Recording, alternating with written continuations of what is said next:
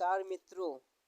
दो मायावी राक्षस रामायण काल में फैला रखा था आतंक, जो मेघनाद को इंद्रजीत भी कहा जाता है, क्योंकि उन्होंने स्वर्ग पर आक्रमण कर उस पर अपना अधिकार जमा लिया था। मेघनाद बहुत ही शक्तिशाली और मायावी था।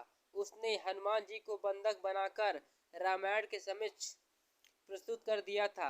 दिव्य शक्तियां रावण के पुत्रों में मेघनाद सबसे प्रक्रमी था।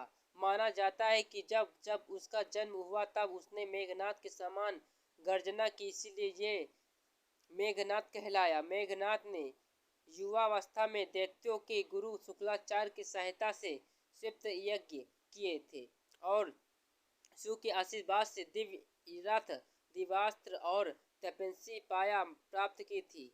उसने राम की सेना से मायावी युद्ध किया था। तब कभी वो अथनर्थ हो जाता तो कभी प्रकट हो जाता। विभीषण ने कुबेर की आज्ञा से गुवक जल श्वेत पर्वत से लाकर दिया था, जिससे नेत्र धोकर दृश्य को भी देखा जा सकता था। क्योंकि श्री राम और से सभी प्रमुख योद्धाओं ने इस जल का प्रयोग किया था, जिससे मेघनाद से युद्ध किया जा सके। मेघनाद का वध इसने राम लक्ष्मण पर दिव्य बाण चलाया, जिससे नाग पास में बदल गया, जिससे राम लक्ष्मण मूर्छित होकर गिर पड़े। राक्षस सेना में खुशी का लहर छा, जबकि मारण सेना का मनोबल टूटने लगा। विपरीत स्थिति देखकर हनुमान जी ने पवन वेग से उड़ते हुए गरुड़ जी को लेकर आए। गरुड़ जी ने नागपाश को काटकर राम लक्ष्मण को बंधक मुक्त किया। राम लक्ष्मण स्वस्थ होकर वानर सेना का मनोबल बढ़ाने लगे।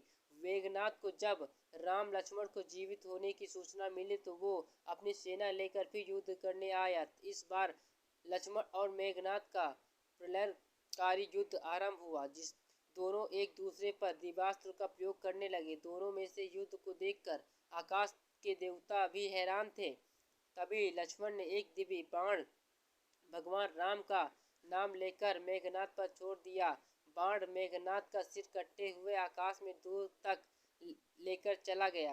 मेघनाद की इस स्थिति को देखकर राक्षस सेना का मनोबल पूरी तरह टूट गया और प्राण बचाकर नाग की ओर भागने लगे। रावण को जब मेघनाद की मृत्यु का समाचार मिला तो शोक के कारण वो जड़ पर अपने सिंहासन पर बैठ गया। अगर आप हमारे चैनल पर नए हैं तो हमारे चैनल को सब्सक्राइब करें, कमेंट करें, लाइक करें, शेयर करें, बेल आइकन दबाना ना भूलें।